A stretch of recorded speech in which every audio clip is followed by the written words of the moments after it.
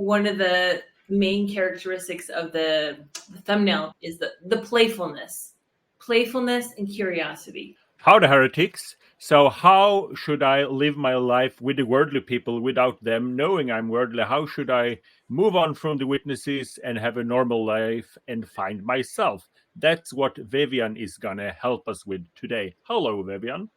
Hello, and thank you so much for allowing me to be here. I know how difficult it can be once you decide that the Jehovah's Witnesses are no longer your people to find yourself. You used to be one. I sure did. And a lot of people you just have to tell a short version of how could you be so stupid?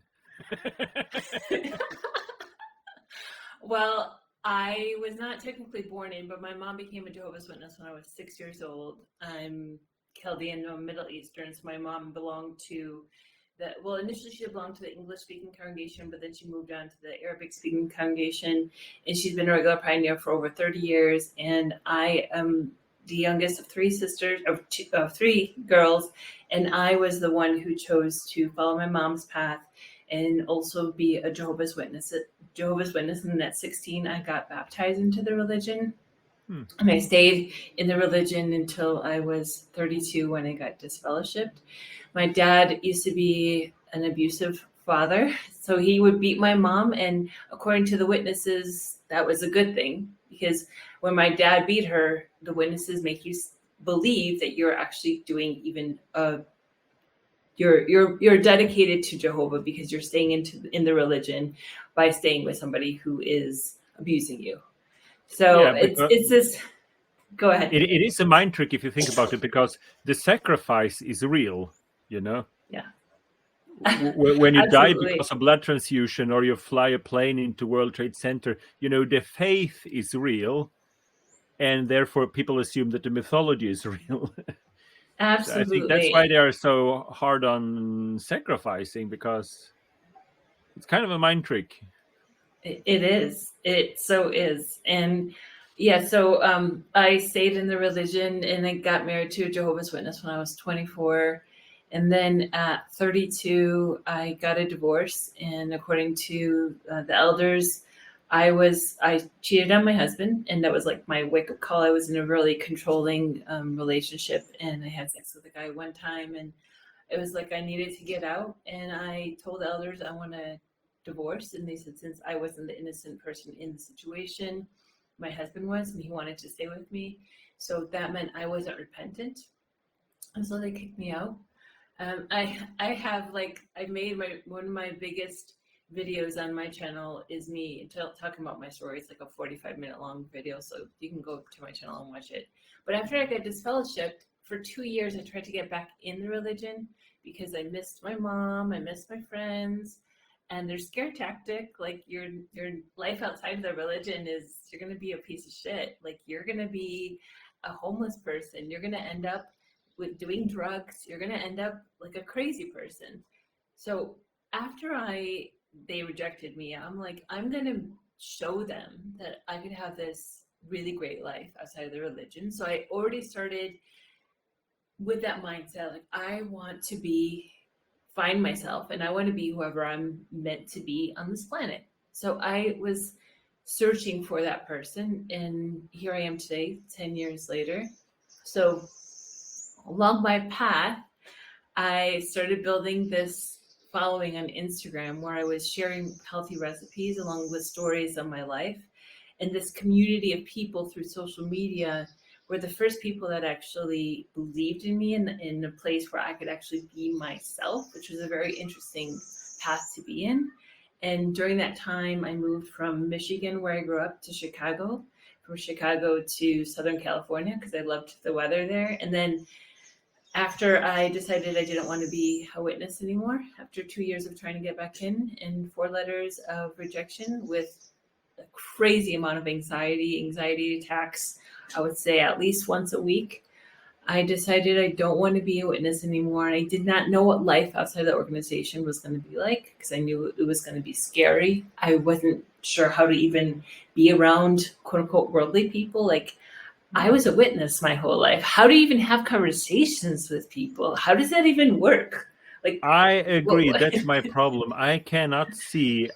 I don't believe in the Bible. That was quite easy, but not to believe in worldly people. The concept of other people being worldly, I Yeah. have so much problem.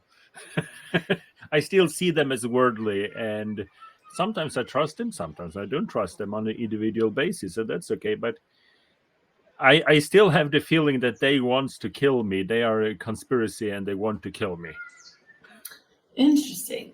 because that's So what I was raised. I personally trust everybody until they give me a reason not to trust them. And this is something I've learned very much from my husband, my current husband.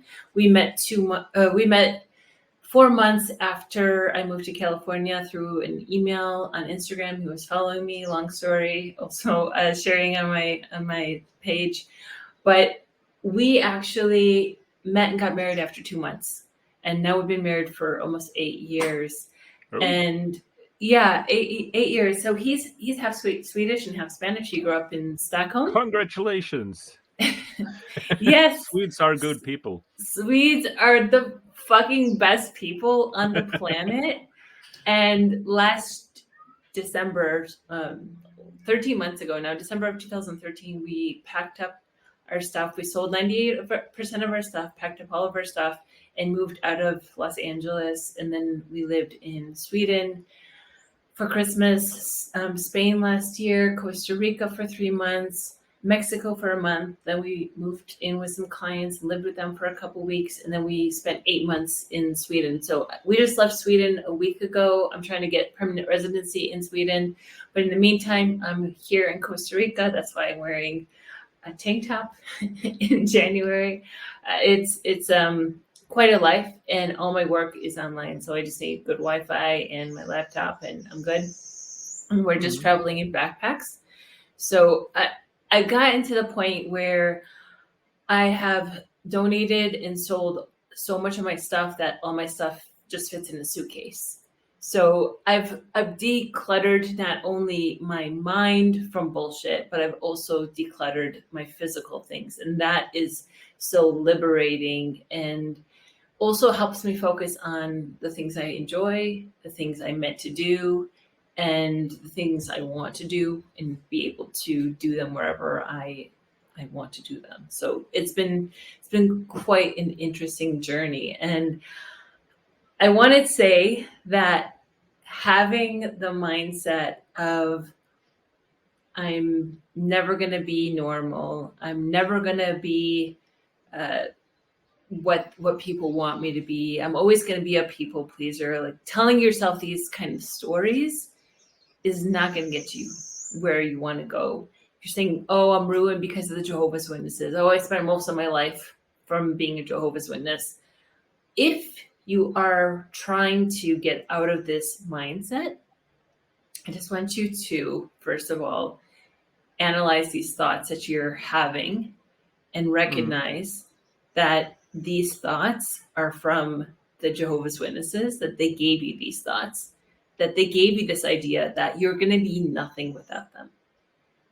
Yeah. Would you not And agree? you're gonna feel guilty and shame if you do something.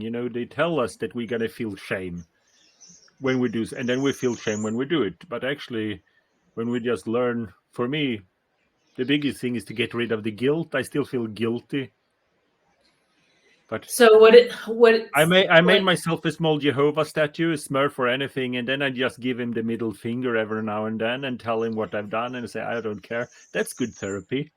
Giving God the middle finger. what is the guilt wrapped around?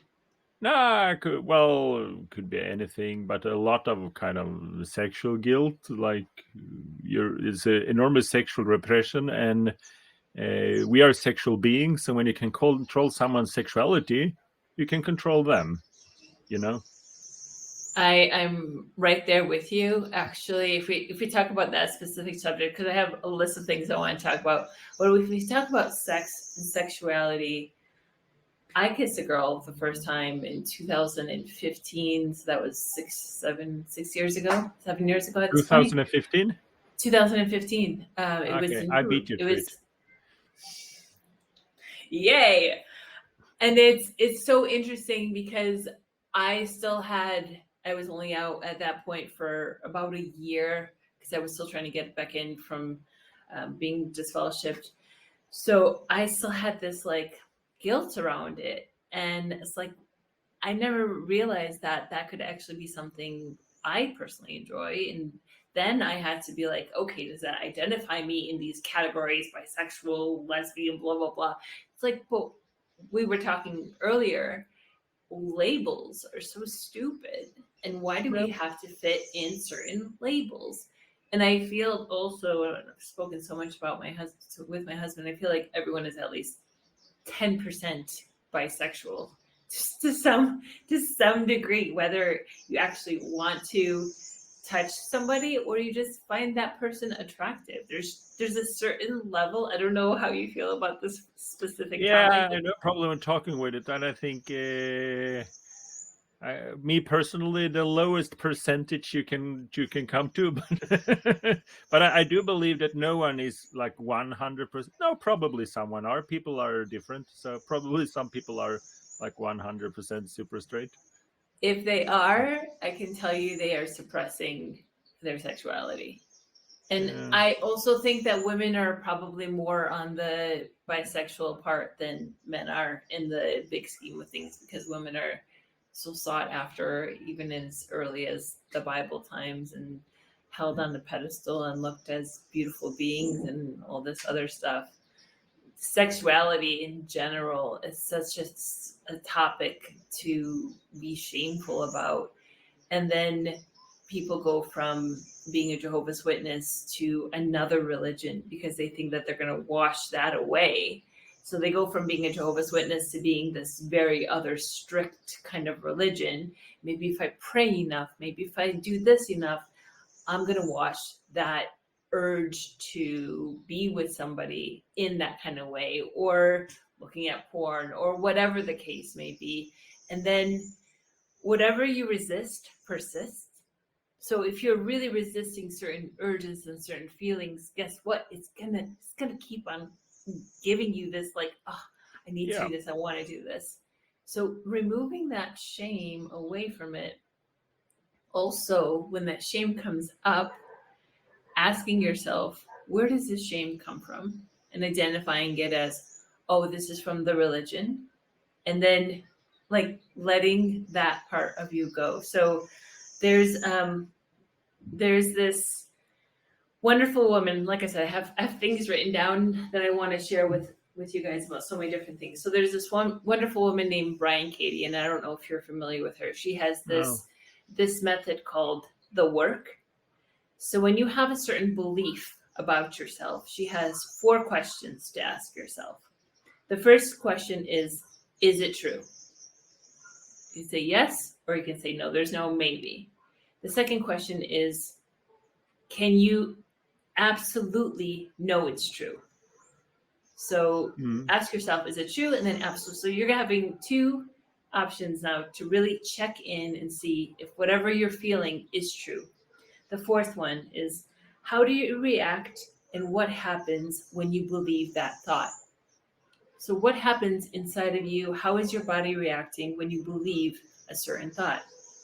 And then the fourth one is, who would you be without that belief?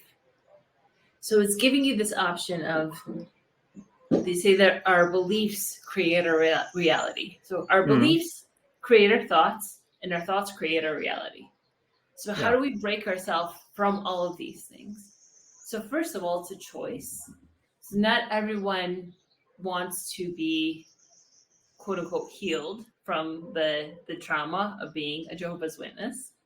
Okay. Some people want to continue to hate, to have this pent up aggression. They stole my childhood. They made me get married young. They suppressed my sexuality. They didn't allow me to go to college. They robbed me from this. The list goes on, and I can't be a normal person in society. Like on and on and on and on. Mm. Go for it. Hold all that shit for the rest of your life. Do you really think that that's going to help you? No, that's actually going to harm you. Surprise. Yeah, but it So, is healthy to go through a period of anger, because it's not healthy to suppress it either. But yes, it shouldn't go the anger phase where you're angry. You must go through it, because you can't just you ever if they did steal your childhood, you're supposed to be angry for a while and then let go. yes. So it's totally fine to realize that, like you said, the anger is completely natural, Yeah, but to hold on to that anger for decades is not a that's healthy not thing. healthy. No. And the more you give the anger attention and kind of stir that pot, it's just going to stay there. And then if you hang out with the ex Jehovah's Witness community and everyone is in that kind of pot of anger and just puking just hatred toward the religion, you're going to feel validated because they are experiencing the same thing that you are. And 10 years later, you're still puking hatred. I've lost all my life, blah, blah, blah. And now maybe 20 years later, you're still thinking those kind of things. But it Hmm. was a conscientious decision to stay in that pot of hatred, negative thoughts, loss of so much, and it's robbing you. So you're never living in the present moment. You're constantly living in your past, and you're having one foot in the past, you're having one foot in the present, and you're shitting on the now. So Hmm. it's this way of living that is just so toxic that is not helping you get to where you need to be. So if you are a couple years out and you've been out for 3 years now, I would say, are you done? Do you feel like you're done puking on the religion? You asking me? Yeah, Oh no, I'm not angry at all. perfect. And this is, but And you were, that's actually one of the most common, because I get a lot of mails from people, and I try to look through it, because if people are shunned from their family and they reach out to an apostate, at least I try to acknowledge their existence. But actually, I get a lot of people that are angry at me because I say nice things about the witnesses. so And I don't, and my analogy is like, you can say nice things about the Germans without being pro-Nazi, because being a witness is not the same as being a governing body member, and being a German is not the same as being a Nazi. If you understand. yeah, yeah, absolutely, Because absolutely. obviously some Germans supported the Nazis and did things, and maybe not everyone apologized afterwards. But it's always possible to say nice things about Germans, German culture, German sausages, sauerkraut, everything, without supporting Hitler. And the same, I had a lot of fun in periods as a Jehovah Witness. I had good memories. I don't think Same. they stole my childhood. I think I would have fucked up a different way if I got my own will, and then I could not blame anyone but myself. So why should I blame Watchtower? That's my approach. They fucked my life, so I couldn't do it. So Yeah, obviously, it would have and been better if I could have done it myself, but I would have done it myself. So and I agree with you. I mean, I don't feel like I had that level of hatred and anger as the majority of people do. I identify with my childhood, and I say the biggest good thing that I feel like the witnesses gave me is my desire to be different, and being yeah, different is actually a good thing. And the witnesses, in this day and age where people are all over the place, being different is actually, in my opinion, a good thing.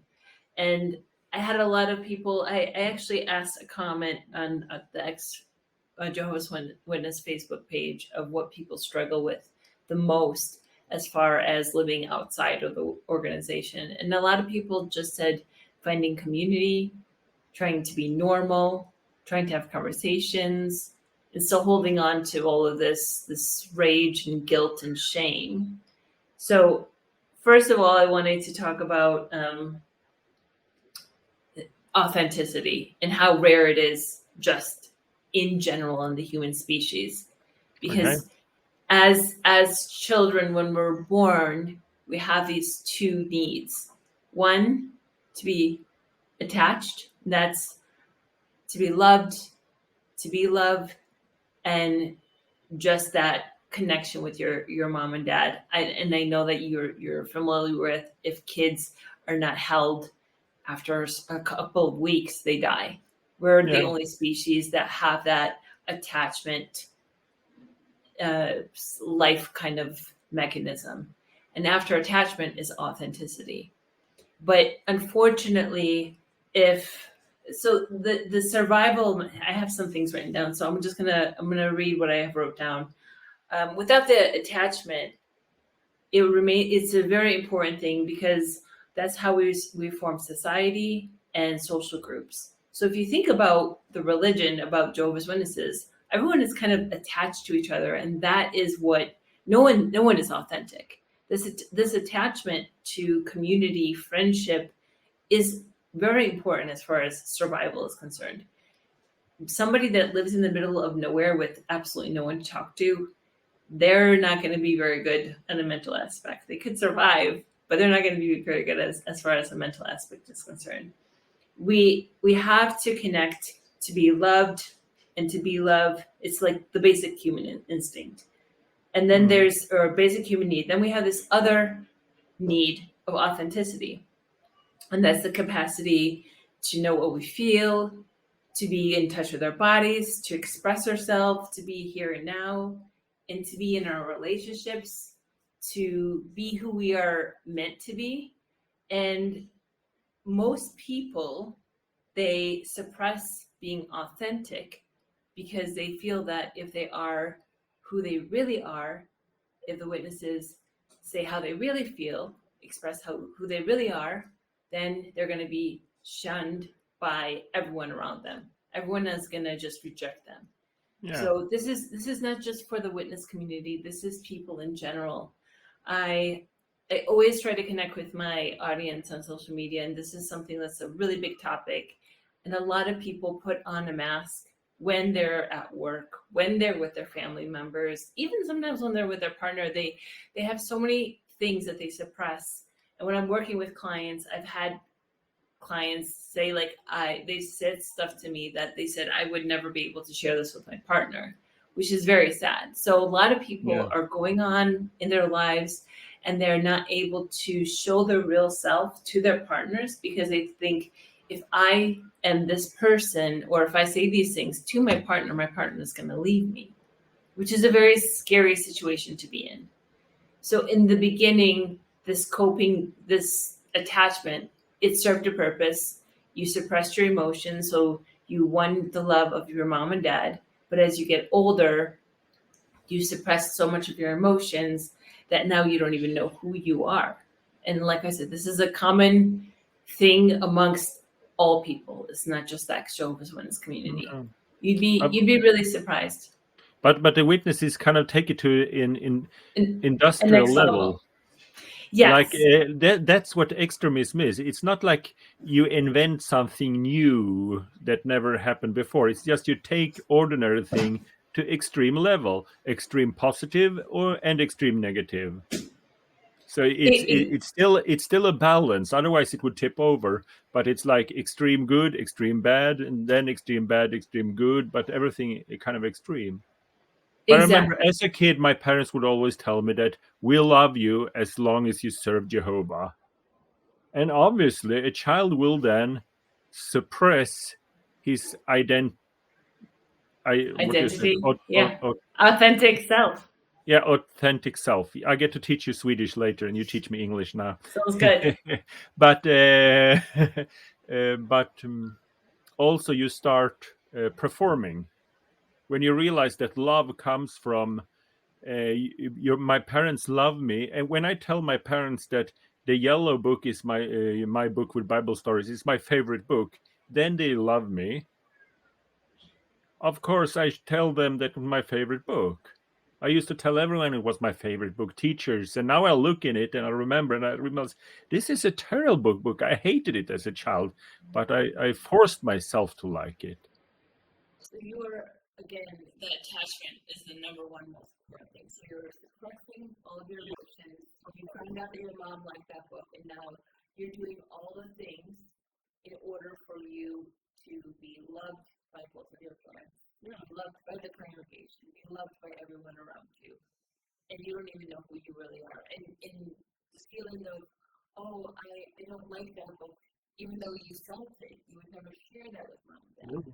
And if one of your Jehovah's Witness friends even said, like, oh, this is so stupid, you would never share that with mom and dad, because then they'd be like, you can't hang out with so and so. Well, I would tell on him, and I would never hang out with him. Even though you possibly could have also felt the same way. Yeah. Isn't that interesting? It is interesting. You're angry at people that can. I'm better at suppressing than you. Because you're told that this suppressing is a good thing. They say you should remove your personality. There's something wrong with your personality. Isn't that interesting as well? That, when you go to the army, they shave your hair and give you a new name. They want you to remove your personality and be an obedient sheep. Absolutely. Not necessarily a good thing with the army too. Armies do bad things sometimes, and witnesses do bad things. And it's not that witnesses invented a rule book in how being abusive, but it's important for us to understand what they did to us so we can learn how to fit in, I think. And fitting in is it's the Jehovah's Witnesses are really interesting because every congregation had a different, I feel like, rule book. So what could get away in one congregation, in another congregation, would just be like, oh no, that's not appropriate. Like in the early congregation where my mom was, you weren't allowed to show your shoulders. Everything had to be like.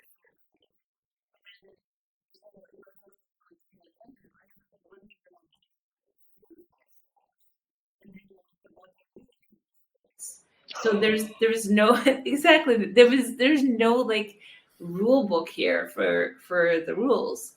So they just made up their own rules and made you feel more guilty or more shame as far as anything is concerned. Mm-hmm. And then the whole being disfellowship, like some congregations disfellowship you for one thing, and then the other congregation you barely get in trouble for it. There is no bottom line here, which is very an interesting concept if you were to talk about this with somebody who doesn't understand the Jehovah's Witnesses.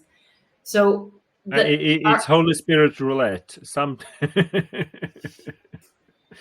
congregations, the Holy Spirit works in mysterious ways, and otherwise it's predictable ways. Holy Spirit roulette, it's called. Trademark Goatlike personality. No, but it's obviously not a religious organization that's led by God, because the rules can vary from one congregation to another. This here used to be a very loving organization due to a particular elder that was really, really nice. And I would tell people that were struggling, I said, move out to here because you'll be reinstated in 1 or 2 weeks. And people that been asking to be reinstated for years, but they were not allowed to because of some stupid rules that the local elders said once and then refused to back on. So the people would move out here and just be reinstated. Wow. And that's a good thing, but it's also kind of prove it's not a spirit-directed organization. No. You can outrun the Holy Spirit on the Trondheim Fjord. When you you take the ferry to the other side of the Trondheim Fjord, the Holy Spirit is really nice. But I have one question. Okay, so my attachment, I need love. As a kid, you need your mother. And obviously, getting milk is more important than finding my authentic self, Mm. And when the parents, like Jehovah Witness parents, take that to industrial level and they tell you, we only love you if you're a Jehovah Witness, obviously you will abandon your authenticity. But then if you learn how to abandon that and you leave the organization and you try to fit in with the worldly people, then that could be a problem. Yeah. Because you just try to fit in and abandon your personality then. What do you say? Exactly. So trying to do anything is not gonna work for you. So I'm working very much with my body and seeing how my body feels in certain circumstances. So if my body is telling me I should be feeling these things, I shouldn't be saying this, or I should be doing this, like check in with yourself. If you feel like you're trying to be something you're not, then you're not in the right situation. Those people, if you're trying to be somebody you're not, to make people happy, to make people like you, those were never your people to begin with. And I shared this before, just recently, but I spent 40 years of my life in the US, and I don't really have any friends in the US. I have two or three people I've kept in contact with here and there. And then I moved to Sweden for 8 months. And granted, I was visiting Sweden once or twice a year because I've been married to a Swede, like I said, for almost 8 years. But then I moved to Sweden for 8 months this year. And I was making so many really good quality friends where I can have deep and meaningful conversations and not just bullshit conversations. And that kind of blew my mind, because here I was, and I really was trying to make friends outside of the organization. Like, I was really trying, and I kept on showing up as what I felt like was my authentic self. I was trying to have the deeper conversations with people.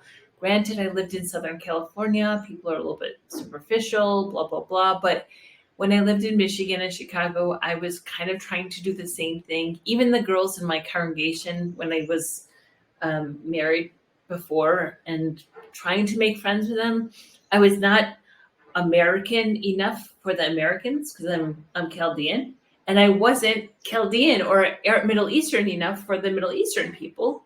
And then in the worldly ones, I was Jehovah's Witness, so I couldn't be friends with those people. So I was this weirdo, like this lost little puppy the whole time. And like I said, it only took me going to Sweden when I was meeting all these friends. And at 42 years old is when I started making real girlfriends. And for the first time in my life, I had, granted, I've only been out for 10 years, but I had a birthday dinner with some, I think there was 9 girlfriends just in December. So just last month, that was the first time I ever had enough friends to actually celebrate something with. And it took 42 years of my life in moving out of the US. So you have to keep on trying. It's gonna be lonely. It's gonna be fucking lonely. The thing is, I went to so many social events. I did so many things. And my husband is such an extrovert, always meeting people, always doing things. I lived in Los Angeles. I mean, there's so many people there. I lived in the heart of Los Angeles. I also lived in Orange County, lived by a beach. I lived in Chicago. I did a lot of things with my life. I met so many people. I keep on trying to make friends. I ended up with acquaintances. I ended up with tons of acquaintances, but none that actually had that kind of soulful connection. I came to the conclusion that American people are just not my people. And that's okay. That's really okay. So you have to find, first of all, you have to be open-minded to realize where you live, the community that you live in, maybe those are just not your people. And you have to be okay with that. And if you want to, go ahead. No, it was some Americans that told me, Americans living in Sweden, actually they were Mormons, but they told me the difference between Swedes and Americans, since we're talking about that. So there were Americans saying this, not Swedish.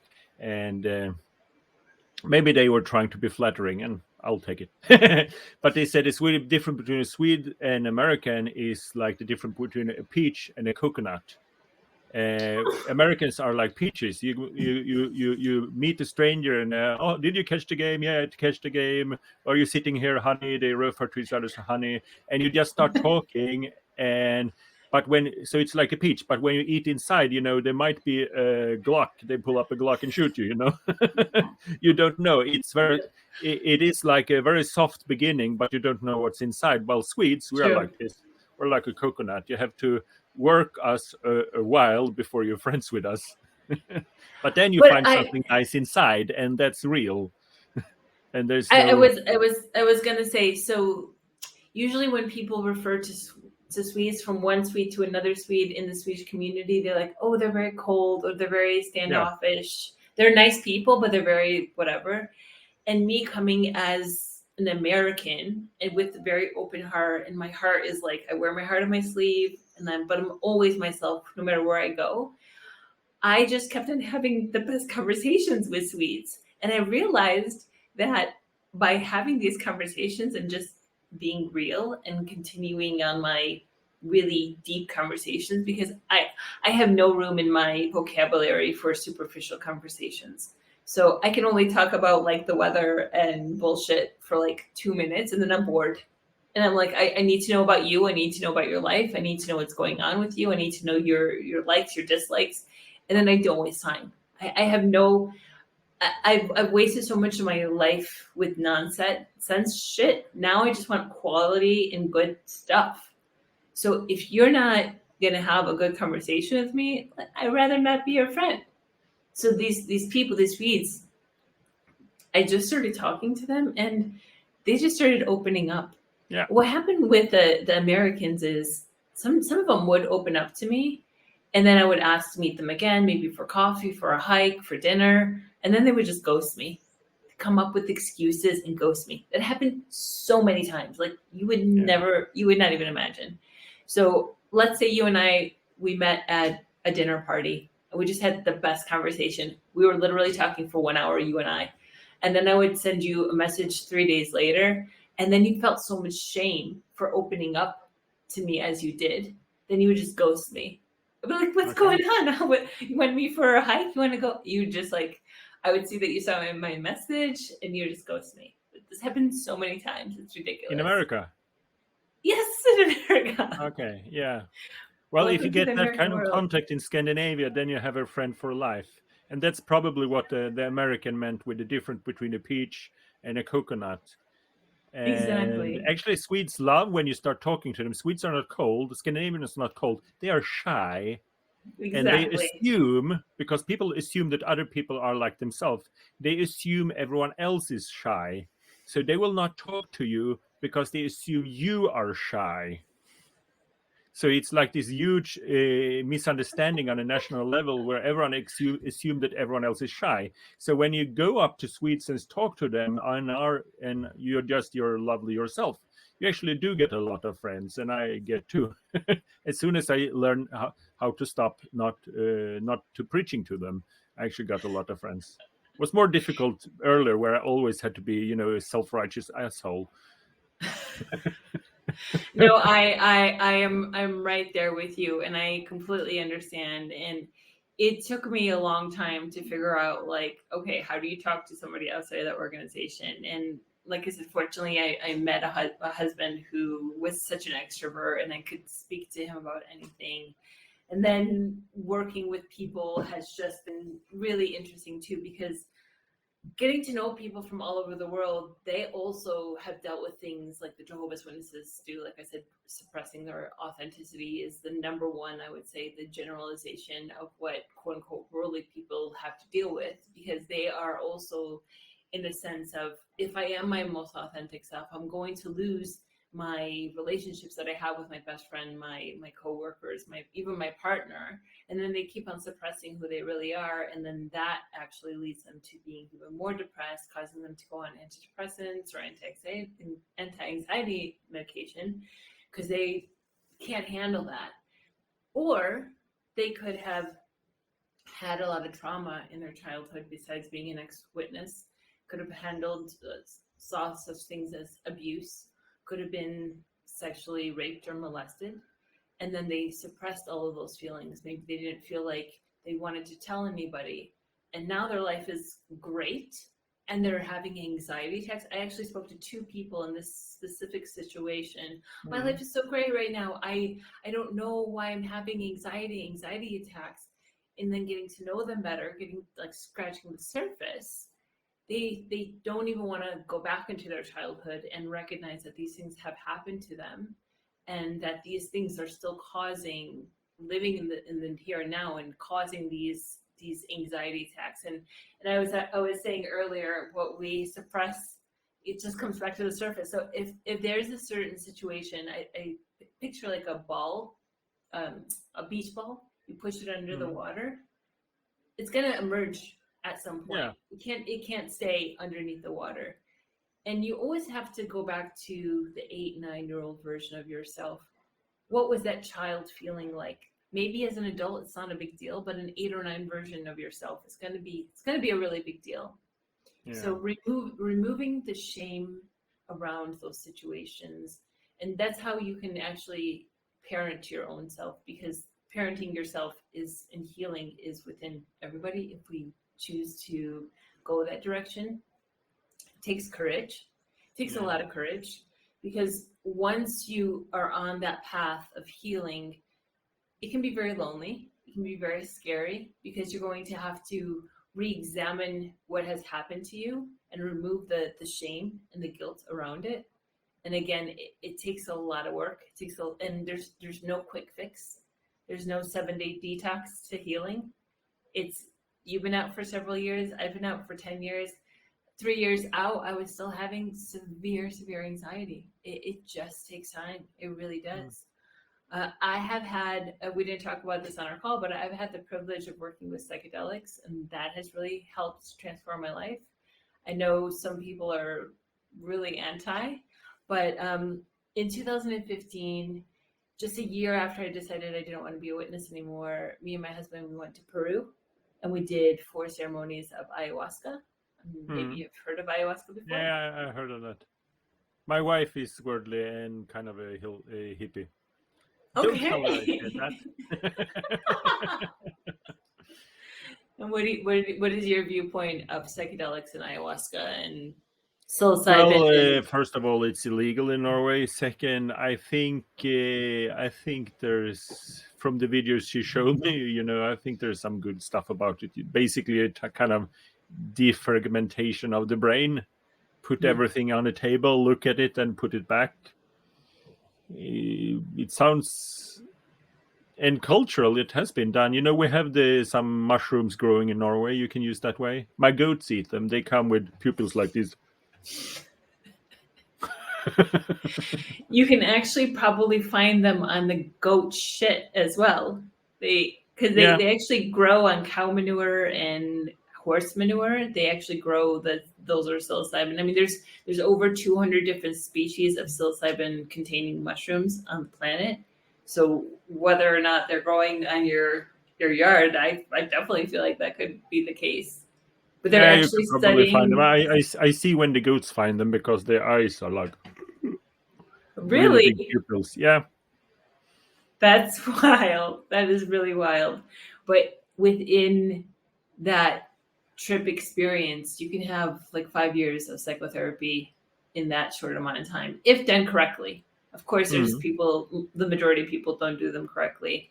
And it was actually they're now using it at Karolinska, which is one of the biggest hospitals in Sweden.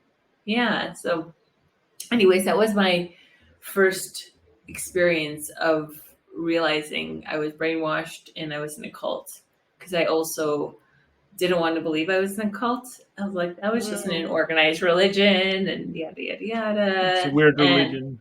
Yeah, exactly. And then I was really uptight about talking about it in front of the public, because now if I say I'm an ex-Jehovah's Witness, I'm an apostate. Oh my gosh, I'm like on the devil's side now. And I'm sure we talked about this. So now we're on the devil's side. We're the worst. We're the worst. We're going to die at Armageddon, yada, yada, yada.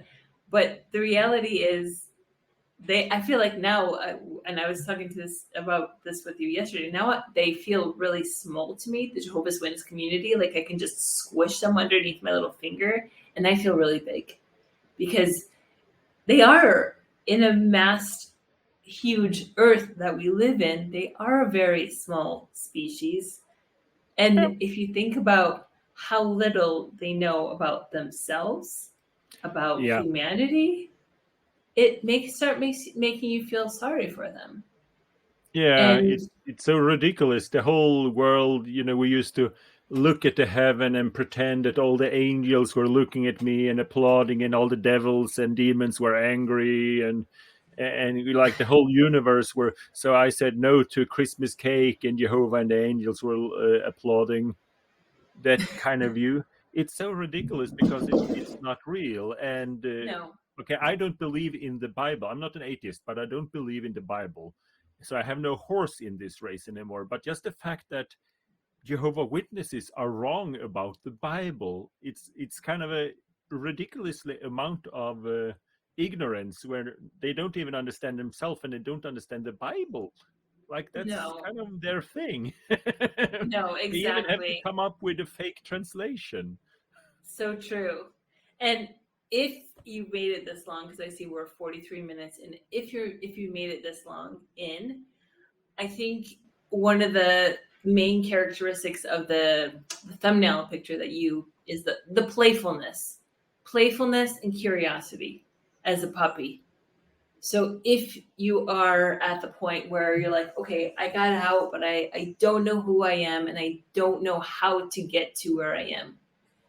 Curiosity and playfulness. Okay, what do I like to do? Do those things. When you do those things, you're going to be even more curious. Oh, I thought I liked that, but I don't like that. I like that, but maybe there is another avenue of something else that you might like. Hmm. Yoga, body work. We weren't allowed to do any of those things when we were a witness, but you've always been curious about it. Go try yoga. Guess what? There's like Hmm. 5 million different kinds of yoga. And remove the guilt around it. Now it's just funny. Ha ha ha. The witness is like, this is bad. How funny is that? Like, Yeah, add. I remember the first time I tried yoga with some worldly friends, and I was like a real brand apostate with YouTube channel and protesting as a convention. I'm going to do yoga, and I was like, where are the demons? I really thought it was demons. I remember first time I was invited to this girl invited me to her birthday, and I remember I was like 40 years old. First time I'm going to every time I thought about the birthday, I noticed that I was doing like this because we were told that people got their heads cut off on birthdays. Wow. So I Yeah. remember I'm a grown man, and every time I was thinking about, oh, the birthday we're gonna, and I kept protecting my name. Wow. That's very interesting. Yeah. So what we learn as kids, it's in our body and the memory. It's not like made a conscious decision to do this, No, but but it's a good actually, example of how what I learned as an 8 year old literally affects my body interesting. 40 years And later. the more you can connect with your body in the here and now, whether it's a tightness in your chest, a tightness in your throat, trembling, jaw clenching, check in with yourself. Those things are actually telling you a message. So a lot of the work I do is somatic, where it's in the present body and giving yourself permission to look within yourself. And the clenching of the jaw, maybe it's I need to say something, but I'm afraid of saying it. What is it that you're trying to say? If you're feeling tightness in your chest, what is this tightness trying to say? So actually sitting with yourself and just take a couple of breaths, maybe 3, 4, and just, okay, I'm feeling this tightness. What is this telling me? And that is how to start listening to your intuition. Because in the Hmm. witness world, we were not taught how to listen No, to our no, no, no, no, intuition. no. Like that went out the window. The heart is more treacherous than anything. Absolutely. But guess what? You still have intuition. I bet you if you got put in the middle of the jungle here in Costa Rica, you hear a lion or you feel like a lion is around, you will run. That is called your No, instincts. I would fight. You, I forgot you're a hunter. Yeah, and especially a lion in Costa Rica, I would. He's more lost than me, but okay. Uh, but I get your no, but like what I did, I tried to feel as much as possible because everyone witnesses you're not supposed to be angry and you're supposed to be happy because everyone has to Exactly. see how happy we are. So you can see where Jehovah Witnesses, like, there's no people more sad at a funeral than Jehovah Witnesses because they can't handle death because they don't think it's real. So when someone Exactly. actually died, it comes as a shock, and everyone is sad. And as soon as a worldly person walks into the door, they go like, "The wonderful hope," And this because you are performing. You're denying. And you know what I'm talking about? When Jehovah Witnesses, when there's only Jehovah Witnesses in a room, and someone is dead, a funeral or something like that, it's like total agony. And as soon as a worldly person walks into the door, it's like, yes, we are looking forward to see him again. We are, and it's just an act, and they don't know it because they have no connection to their authentic self. No. So as soon as they are triggered by the love bombing institution, that Exactly. Exactly. it is really creepy, but it's also not healthy. And I think, believe me, I've seen how much drinking witnesses do, like behind closed doors. Elders, I would say that this is not empirical evidence. I'm just talking about what I've seen. I think a big number of elders are well functioning alcoholics because you're not allowed to do anything. You're not connected to your feelings. So what I did when my ex left me and all of that, I started just to feel. So if I were sad, I did not try to avoid being sad. I just thought, why am I sad? And when I know, okay, I'm sad because of this, then I try to be as sad as possible. Absolutely amazing. And then when I was happy, well, then being happy comes easy because you're absolutely happy. And the way I see it, I have no medical education, but I see a child. A child is super angry when it's angry, super happy when it's happy, and super sad when it's sad. And that's because they are aligned. But Jehovah Witnesses, you're trained to be happy when worldly people look at you. And when there's a closed door and only Jehovah Witnesses around, you can drink alcohol. But as soon as a worldly person walks into the door, like, no, well, you believe that Jesus made wine and it's allowed to take one glass, and tomorrow we go into, and you have to put on the act, and you'll never be sad. You know, when we went to funeral, they would tell us in advance to remember that we should look happy in case of someone of the deceased relative show up. They should see us in our happy faces. So you're not allowed to be happy. We were constantly told beforehand a funeral that we should be happy during the funeral and put on brave faces. Because you're going to see them in the new order.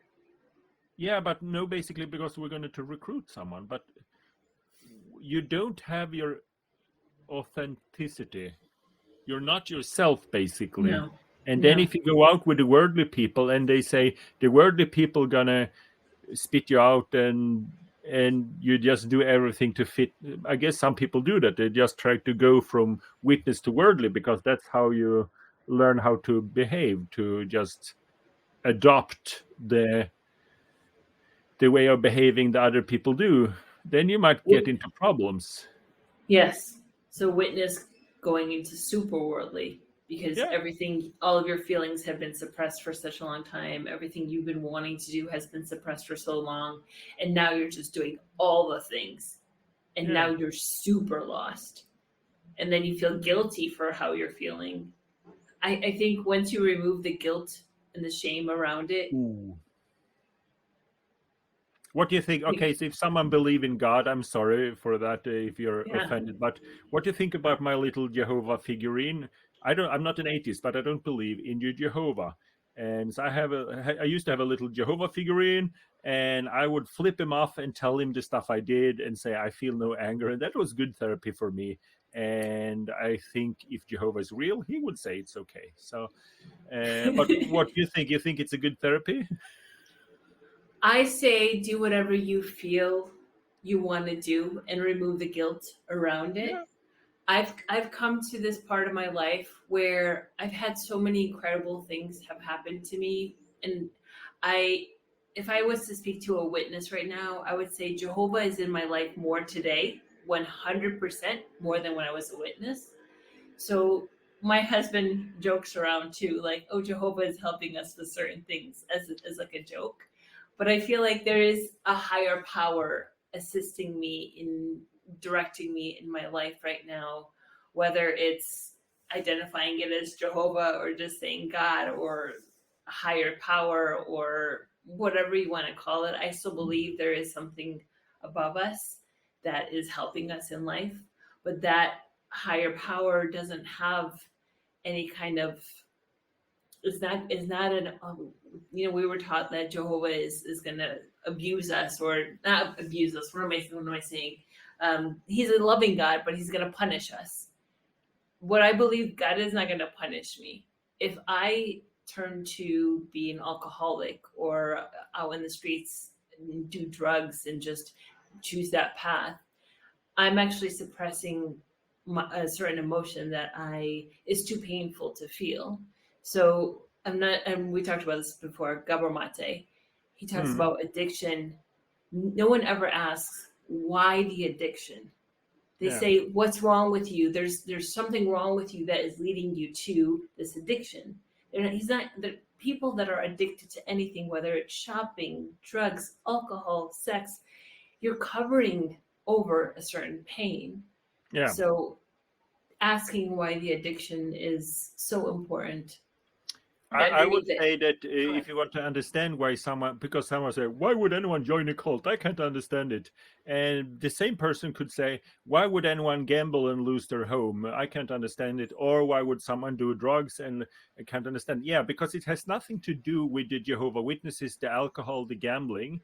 So this is juice. I will not be addicted to that. I might get addicted to alcohol. What's the difference?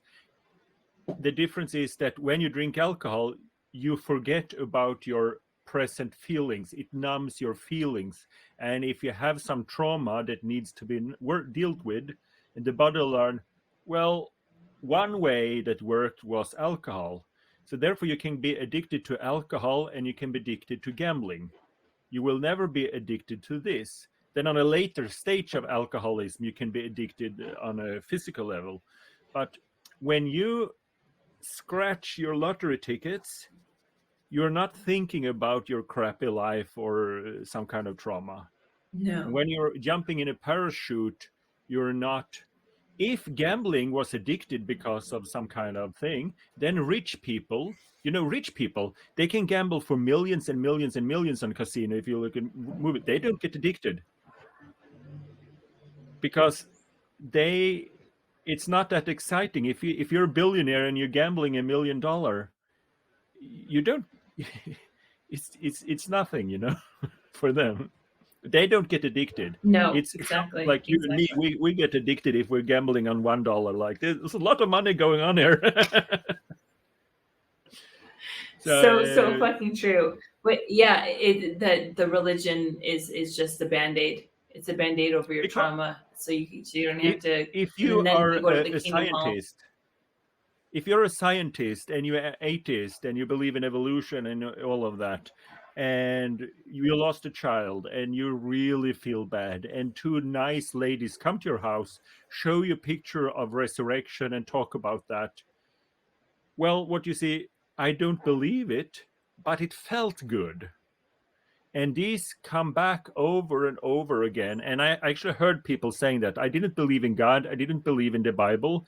They came to me, showed me a picture of resurrection, and I didn't believe it, but it felt good. So I allowed them to come back, and it felt good. And then they say, and I quote, this is a quotation, eventually I realized it was true. And that is basically the same as if your friends would come here every day and say, oh, I'm sorry you lost your daughter. Let's have a drink. And you realize that alcohol removes the pain, and your body tried to explain to you that this is true. It's not true.